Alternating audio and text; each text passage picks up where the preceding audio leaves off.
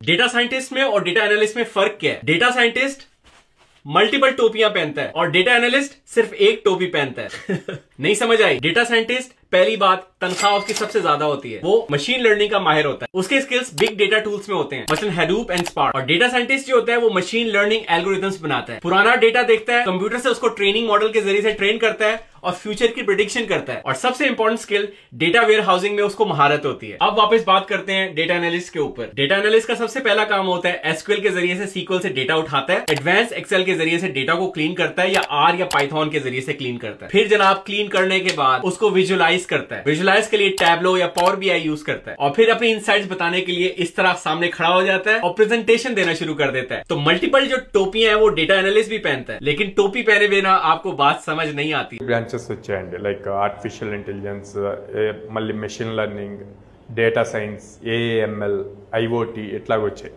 So most of the students AIML, data science ఇట్లాంటి బ్రాంచెస్కి ఎక్కువ interest చూపించి తీసుకుంటున్నారు. సో ఇప్పుడు ఎవరైతే ఫస్ట్ ఇయర్లో ఉన్నారో లేదా సెకండ్ ఇయర్లో ఉన్నారో ఆ బ్రాంచెస్ తీసుకొని వాళ్ళ కెరియర్ నెక్స్ట్ 2-3 ఇయర్స్లో ఏఐఎంఎల్ సైడ్ కనుక ప్లాన్ చేసుకుంటుంటే ఆ డేటా సైన్స్ సైడ్ కనుక ప్లాన్ చేసుకుంటుంటే ఇప్పుడు నేను చెప్పే రోడ్ మ్యాప్ ఫాలో అవ్వచ్చు sir. Okay, so first AIML or data science ఏది చేయాలి అన్నా ఓ ప్రోగ్రామింగ్ లాంగ్వేజ్ స్ట్రాంగ్గా ఉండాలి. ఈ ప్రోగ్రామింగ్ లాంగ్వేజ్లో మనం 2 ఆప్షన్స్ ఇస్తున్నాం, పైథాన్, జావా స్క్రిప్ట్. ఈ రెండే కాకుండా చాలా ఉన్నాయి, కానీ ఈ రెండింటిని ఎందుకు చూజ్ చేసుకుంటున్నాము అంటే ఆర్టిఫిషియల్ ఇంటెలిజెన్స్ కానీ డేటా సైన్స్లో కానీ ఏ అల్గరిథం రన్ అవ్వాలి అన్నా ఈ అల్గరిథమ్స్ అన్నిటికీ సూట్ అయ్యేది ఈ 2 programming language, Python programming language, Java script programming. Okay, ఈ రెండిట్లో ఏదో ఒకటి పర్ఫెక్ట్ అవ్వాలి. అట్ ద సేమ్ టైం వీళ్ళు మెషిన్ లెర్నింగ్ అల్గరిథమ్స్ అవి రాయాలి. ఓకే, రాయాలి అంటే మ్యాథమెటికల్గా స్ట్రాంగ్గా ఉండాలి. Mathematics, probability statistics, algebra, integrations ఇవి స్ట్రాంగ్గా ఉంటే కనుక అల్గరిథమ్స్ అన్నిటినీ రాయగలుగుతారు. ఓకే, జనరల్గా మనకి మెషిన్ ఎలా రన్ అవుద్ది? Binary code, 0s and 1s మీద రన్ అవుద్ది. అట్లాగే ఈ డేటా సైన్స్, ఆర్టిఫిషియల్ ఇంటెలిజెన్స్ ఈ అల్గరిథమ్స్ అన్నీ కూడా సేమ్ మ్యాథమెటికల్ ఈక్వేషన్స్ మీద రన్ అవుతాయి.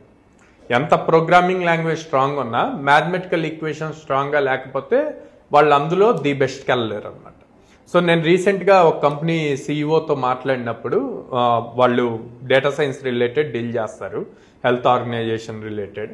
సో ఆయన చెప్పింది ఏంటంటే మేము ప్రోగ్రామింగ్ వచ్చిన వాళ్ళకన్నా కూడా మ్యాథమెటికల్ స్కిల్స్ ఎక్కువ ఉన్న వాళ్ళని హై ప్రిఫర్ చేస్తాము అన్నారు.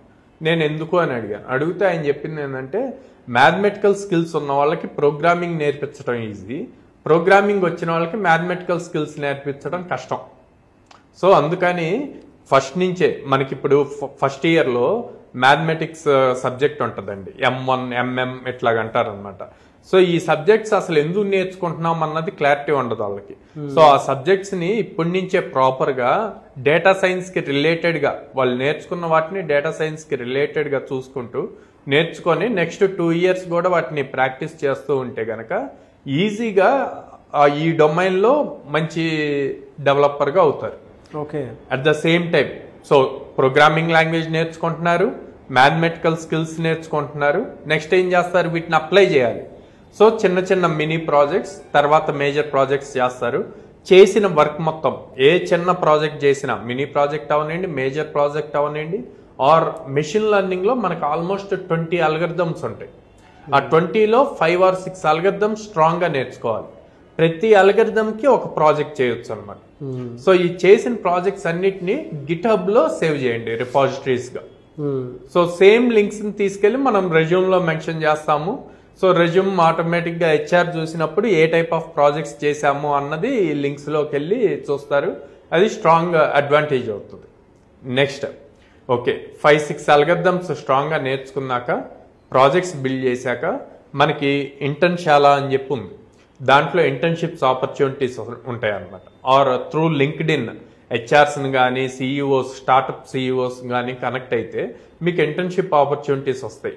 సో ఏ అయితే అల్గరిథమ్స్ నేర్చుకున్నారో, నేను ఈ అల్గరిథమ్స్లో స్ట్రాంగ్ స్కిల్ ఉంది అని కనుక మీరు ప్రజెంట్ చేయగలిగితే మీకు వచ్చిన ఇంటర్న్షిప్ ఆపర్చునిటీలో రియల్ టైం, సో రియల్గా మీరు ప్రాజెక్ట్ మీద వర్క్ చేస్తారు before you getting passed out from college. ఆ ఎక్స్పీరియన్స్ మీరు రెజ్యూమ్లో మెన్షన్ చేస్తే మీకు ఫైనల్ ఇయర్లో క్యాంపస్ ప్లేస్మెంట్స్కి వచ్చినప్పుడు మీ రెజ్యూమ్ మీకు చాలా వెయిటేజ్ పెంచుతుంది. ఓకే, దానివల్ల మంచి ప్యాకేజెస్తో జాబ్ని క్రాక్ చేయగలుగుతారు.